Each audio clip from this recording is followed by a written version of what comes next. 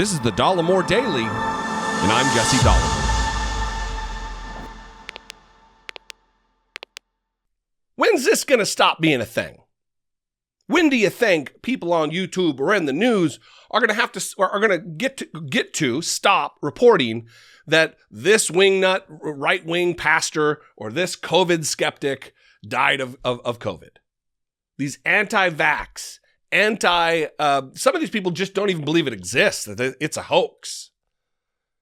And this is another one, a guy who has dedicated the last 2 years of his life to hour upon hour, dozens of hours of talking about how COVID is a scam, how don't get vaccinated, don't wear a mask, don't comply, has died of COVID. He got infected and he's died, and now his family is crying crocodile tears and begging for prayers. Now listen, I work really hard on myself personally to not rejoice in people's suffering and their misery. And I'm not going to do that to the family because they lost a loved one. Whether or not he brought it on himself doesn't matter. He's gone. They loved him. They're in a desperate time. So I don't want to pile on there. But if I can talk about this story in some way to influence someone to come around, to finally go get vaccinated, go take the measures necessary to keep themselves and their families and their neighbors and the people they come in contact with safe, then I'm going to do that.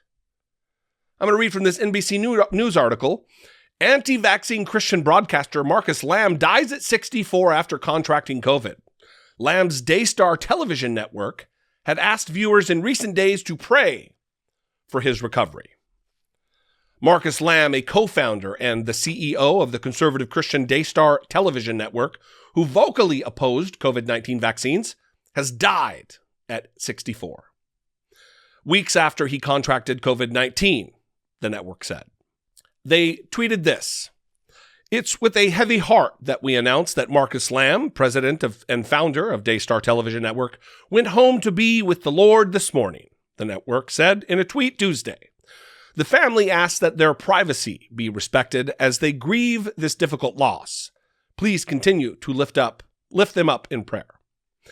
Lamb's son, Jonathan Lamb, filled in for his father on a November 23rd Daystar broadcast and beseeched listeners to pray for his father's recovery from COVID-19. Listen, if praying is your thing, then you have at it.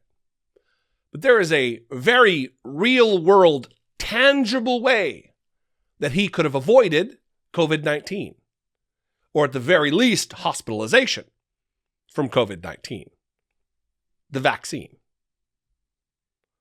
He could have not spent the last 2 years dedicated to the proposition of convincing others to endanger themselves and their families and their friends and their loved ones.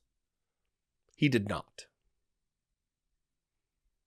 It's very difficult.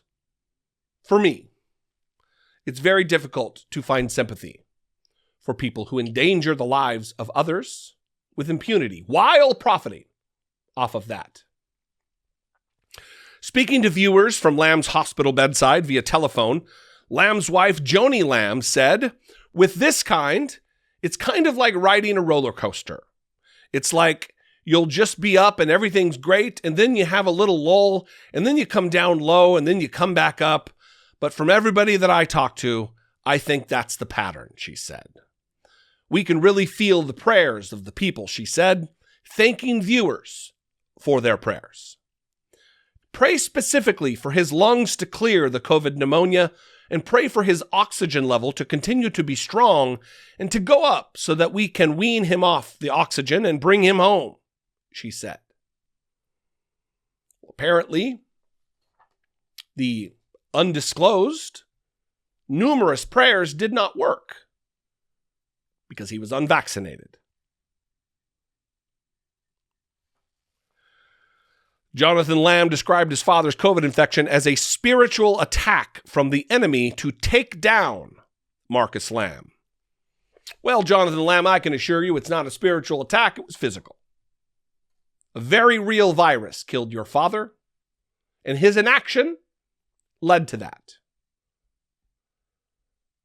And we can only, and I say this euphemistically, but we can only pray that he did not lead others to their deathbed by convincing them with the authority of his Christian pastordom that he didn't convince them to not get vaccinated.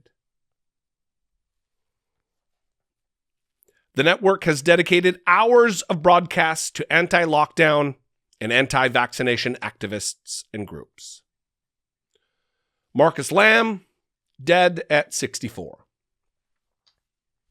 What do you think, though? I'd love to know. You can call, leave me a brief voicemail, 714-576-4054. Email me daily at dollemore.com. I'd love to hear from you. You can follow me on social media. I'm on Twitter and Instagram, at Dollemore, just about everywhere that there's social media. That's my handle. There's another one out there that's at Jesse Dollemore, but I only started that one when Donald Trump blocked me on Twitter, so I don't really use that. So find the at Dollemore one. That's the one to follow. I guess you can follow the other one anyway, but you're not going to see anything except for old tweets. Anyway, I love you guys. I appreciate you. Please consider supporting my work. There's a big transition happening here at the show. My wife and I, my podcast co-host, Brittany Page and I, we are moving to Washington, D.C. in an effort, a concerted effort to grow this operation into something different and better for you. And if you want to take part in that growth, please consider supporting my work. You can click the join button below this video, become a channel member for $1.99 a month, or you can head on over to patreon.com/IDoubtItPodcast. Both ways are great to support what we do here.